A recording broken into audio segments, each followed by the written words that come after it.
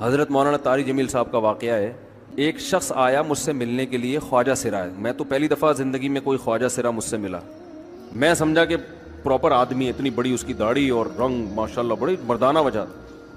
لیکن جب بات چیت کا انداز ہوتا ہے تھوڑا سا, وہ ایٹیٹیوڈ سے اندازہ ہو گیا کہ یہ مکمل مرد نہیں ہے. تو اس نے مجھے خود بتا دیا میں خواجہ سرا ہوں. میں نے کہا بھائی ہم سے ملنے کے لیے کیسے آیا آپ, اتنی بڑی داڑھی آپ کی.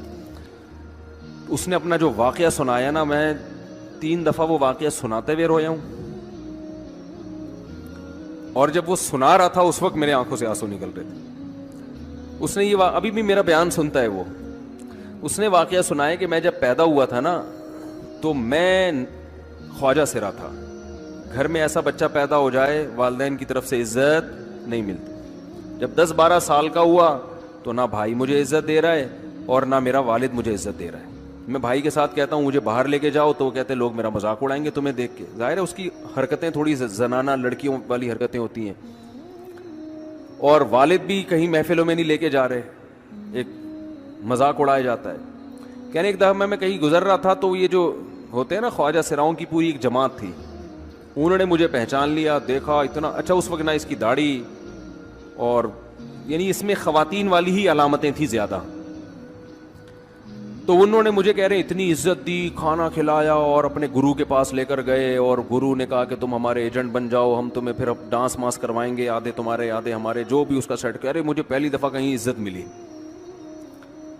تو لیکن میرے ابا کو پتہ چل گیا تو ابا نے لا کے طبیعت سے کوٹ دیا, ٹھیک ہے نا, کہ دوبارہ ان میں نہیں بیٹھنا. ٹھیک ہے ہم نے توبہ کر لی, بھائی یہ برے لوگ ہیں, ڈانس ماس اچھی چیز نہیں ہے, ٹھیک ہے.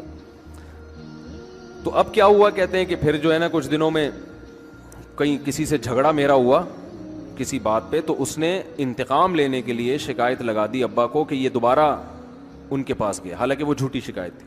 اب ابا کو لگا کہ یہ صحیح کہہ رہا ہے جس نے شکایت لگائی ہے, کیونکہ شبہ تو تھا نا ابا کو دوبارہ جائے گا. ابا نے پھر مارا. تو کہہ رہے ہیں میں بول رہا ہوں کہ میں نے یہ کام نہیں کیا, میں نہیں جا رہا ان کے پاس, میں نہ ناچ گانا سیکھ رہا ہوں, کچھ بھی نہیں. لیکن ابا نے اس کی باتوں میں آ کے انکوائری نہیں کی ہوگی پوری, وہ سمجھے ہوں گے کہ بھئی ایسا ہی ہے, تو ابا نے پھر کٹائی لگائی. تو اس کے دل میں منفی جذبات پیدا ہو گئے اور یہ گھر سے بھاگ گیا کہ بھئی مجھے ویسے تو عزت نہ یہاں مل رہی ہے اور میں ذلت برداشت بھی کر رہا ہوں تو بھی. کہہ رہے میں وہاں چلا گیا. تو جب میں وہاں گیا ہوں نا خواجہ سراؤں کے ہاں, تو وہی گرو اور ڈانس, اور پھر اس نے مشہور کچھ ایکٹروں کے نام بتائے جن کے ساتھ ہم ڈانس کرتے تھے, اور پیسے آنا شروع ہو گئے, آدھے گرو کی جیب میں آدھے ہماری, اور ہٹو بچوں. لیکن ظاہر ہے یہ کوئی عزت دار راستہ تو نہیں ہے نا. کہہ رہے ہیں کہیں سے تبلیغی جماعت میں حضرت مولانا طارق جمیل صاحب آ گئے, انہوں نے اجازت مانگی, ہمارے گرو کو پیغام بھیجا بھائی مجھے ایک دفعہ یہاں آ کے دعوت دینے دو. اس نے اجازت دے دی, آ جاؤ بھائی. بیان کیا, ان کو سمجھایا بھائی یہ زندگی نہیں ہے, اللہ کی سیروزے کے لیے بہرحال ترغیب دی. کہہ رہے ہیں میں تیار ہو گیا, باقی لوگ تیار نہیں ہوئے, میں تیار ہو گیا. کہہ رہے میں نے گرو سے اجازت لی, اس نے کہا جاؤ لگا لو سیروزہ.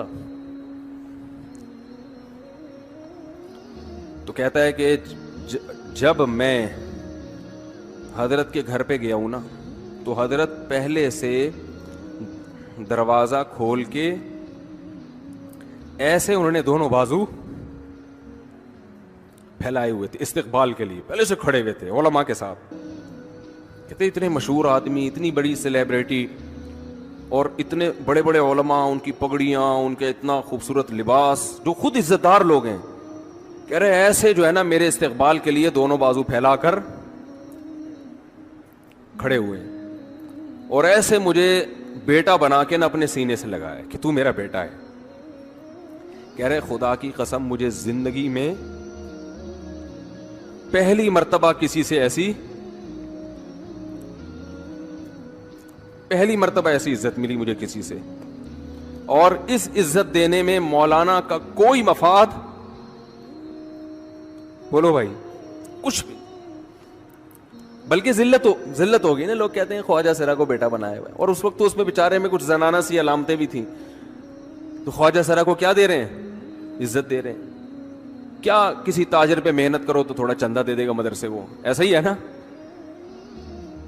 اور کسی افسر پہ محنت کرو تو تعلقات کیا ہو جائیں گے, جب وہ دین پر آئے گا تو اس سے کیا فائدہ.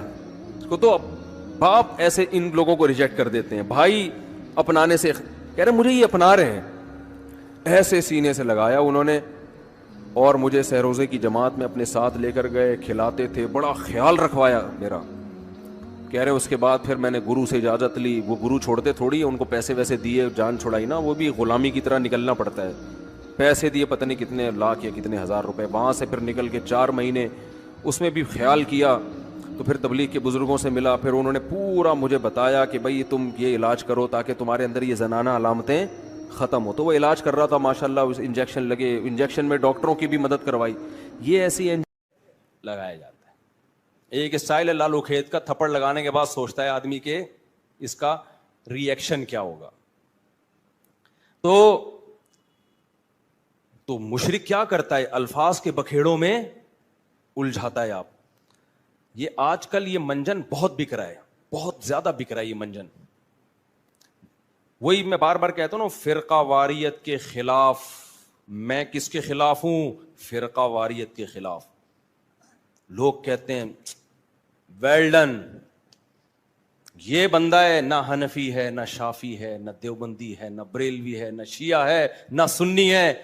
واہ واہ, کام کیا ہو رہا ہے؟ نیا فرقہ لانچ. بجائے اتنے ساروں کو ختم کرنے کے ایک نیا مارکیٹ میں آ رہا ہے. لوگ کام نہیں دیکھ رہے, لوگ کیا دیکھ رہے ہیں؟ لیبل دیکھ رہے ہیں. تو بھائی ہم تو یہی چیخ چیخ کے تھک گئے, اللہ کے بندو لیبل مت دیکھو, کام دیکھو. دیکھو تبلیغ والے فرقہ واریت کے خلاف ہیں, کام سے پتہ چلتا ہے خلاف ہیں.